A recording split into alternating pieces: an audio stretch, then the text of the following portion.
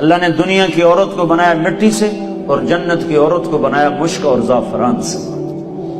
وہ سورج کو انگلی دکھائے تو سورج اس کے سامنے نظر نہیں آتا، وہ مردوں سے بات کرے تو مردے زندہ ہو جاتے ہیں، زندوں کو جھلک دکھائے ان کے کلیجے پھٹ جاتے ہیں، دوپٹہ ہوا میں لہرا دے ساری کائنات میں خوشبو پھیل جاتی ہے۔ لیکن ایمان والی مٹی والی عورت اگر تقوی اختیار کرے گی تو اس جنت کی حور سے 70,000 گنا زیادہ خوبصورت ہوگی۔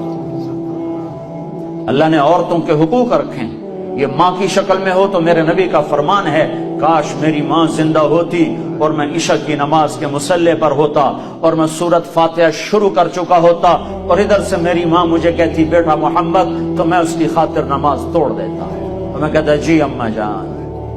ماں کا حق بتایا۔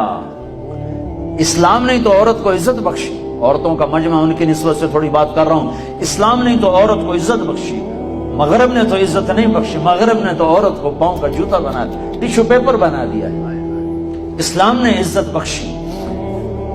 اس کا پہلا روپ بیٹی ہے، یہ بیٹی کے روپ میں آئے۔ اور اس سے پہلے چلے جاؤ، اللہ نے آدم علیہ السلام کو بنایا مٹی اکٹھی کرو، مٹی اکٹھی ہو پانی ڈالو، ڈال گئے، گوندھ گئے، چھوڑ دیا، وہ کالی ہو گئی، بلبلے چھوڑنے لگی، پتلا بناؤ، کیسے بنائے؟ ایسے بناؤ، بنا دیا، چھوڑ دو، ننگا پتلا آدم کا 40 سال پڑا رہا، ہوائیں چلتی رہیں، دھوپ پڑتی رہی، خشک ہو گیا، روح ڈالی، کپڑے پہنائے، جنت میں ڈال دیا۔ اگر اللہ چاہتا تو حوا کا پتلا بھی ساتھ بنا دیتا، مٹی اکٹھی کر کے گندھوا کے اور پتلا بنا کے ننگا ساتھ ہی ڈال دیتا، تو ننگا پتلا تو مرد کے لیے کشش کوئی نہیں، فرشتوں کو کیا ہوگی؟ اور بے پردگی تھی کوئی نہیں کہ تھا ہی کوئی نہیں، بے پردگی کس سے تھی؟ تھا ہی کوئی نہیں، تو دونوں پتلے ساتھ ساتھ بنتے، آدم کا بھی حوا کا بھی، دونوں ننگے ہوتے، پھر دونوں میں روح ڈالتا، پھر دونوں کو کپڑے پہناتا، پھر دونوں کو جنت میں ڈالتا۔ نا ایک تو انتظار کروایا، انتظار کروا کے چیز عطا فرمائی اللہ نے کہ بڑی چیز کو ایویں نہیں دیا جاتا، کچھ تھوڑا سا مشقت میں ڈال کے دیا جاتا ہے۔